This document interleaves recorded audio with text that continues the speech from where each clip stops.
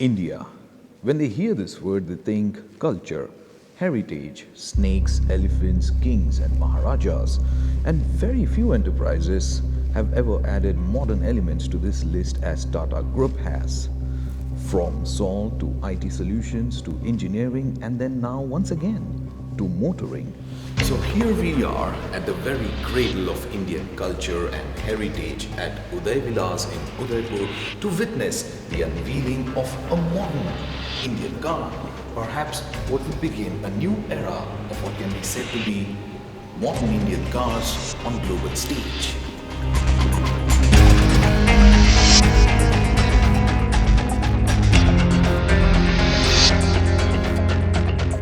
Alright, so let's get started. Now lots of questions surrounding this car. How are the interiors? How does the 1.2 litre Revotron engine perform in this hatch and whatnot? Now we'll try and answer a lot of these questions during the course of our video, but keep in mind that this is just a short little quick glance at what the Bolt is really all about, and that a comprehensive review will follow in weeks to come. Without further ado then, let's get inside. And just as we begin, allow me to welcome our friends from Carwale and PowerDrift's very own Ninad Gaonkar, who's going to help us understand what this new Bolt is all about. Now, the first question, Ninad, that pops up in my head when I think of the Tata Bolt is how different a car it is. When you look at the silhouette of this car, the Bolt that is, it will remind you of Indica Vista. The silhouette does look like that. But then as soon as there is any light on this car, then it shines through as a new car. And indeed, there are a lot of new things in this car. So the body panels are new. The suspension is entirely new. It's a dual part suspension now. Interiors are completely new, what they call as Java black interiors. When you look at the elements individually, again, they're a lot more prettier too. Like the segment first smoked projector lamps. The tail lamps are distinctively different than any of the other Tata cars. The interiors definitely are... they are way better than what they were in the Vista. The touch and feel is also quite Touch nice. and feel is quite nice. We've been driving in the city and Yeah. NVH levels are quite nice.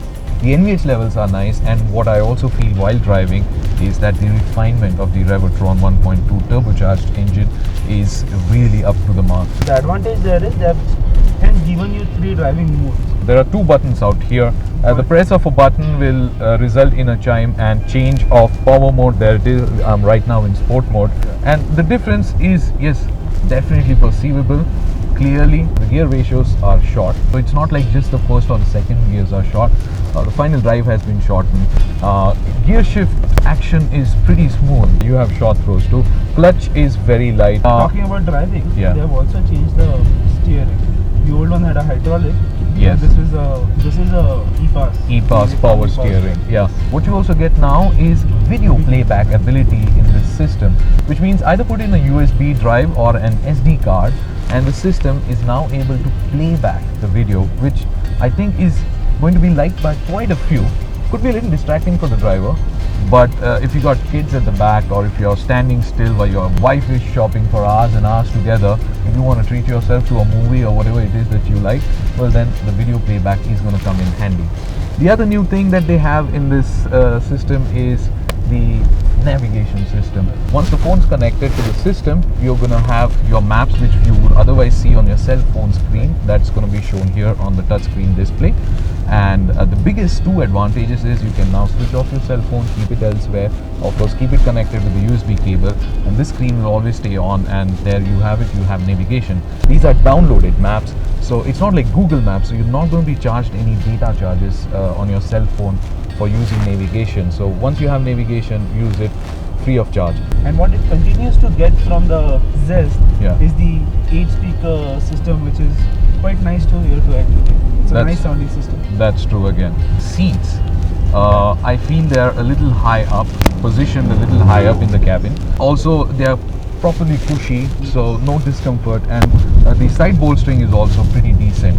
Leg room is as good as it gets in a hatch. If I have to look at this segment, you're talking about competition to Swift and Grand Item. Right. And cars in that segment, Right. say sub 7 lakh rupees. Right. Then yes, certainly this is the roomiest cabin that have sat in a while. Right. And when it comes to the boot too, I think this would be the biggest boot, and especially compared to the Swift. I mean, Swift's boot is pretty small. I think the Ritz's boot is bigger than the Swift, so it definitely is no competition to the Bolt's boot space.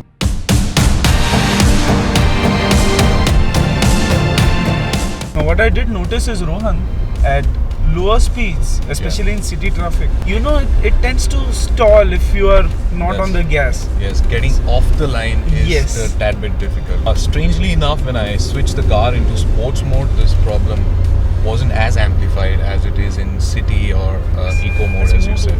Oh, there's quite a bit of difference when you Yeah. go to sports mode. The Yeah. immediate power delivery is so much better. Yes, yes.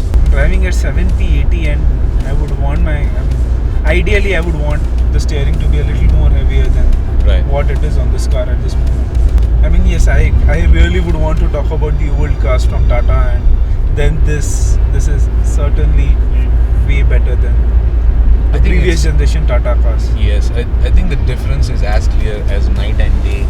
And if there's anyone not quite convinced about the fact that Tata Motors is reinventing themselves with the Zest and the Bolt, well then you should just have a drive in either of these cars, especially the Bolt that we are driving today. All said and done, Tata Motors has clearly reinvented their hatchback car. We are mighty impressed with our first impressions. A comprehensive review will follow, but until then, do remember to subscribe to PowerDrift. Write in your comments down below. Let us know what you thought of the car. Good luck, goodbye.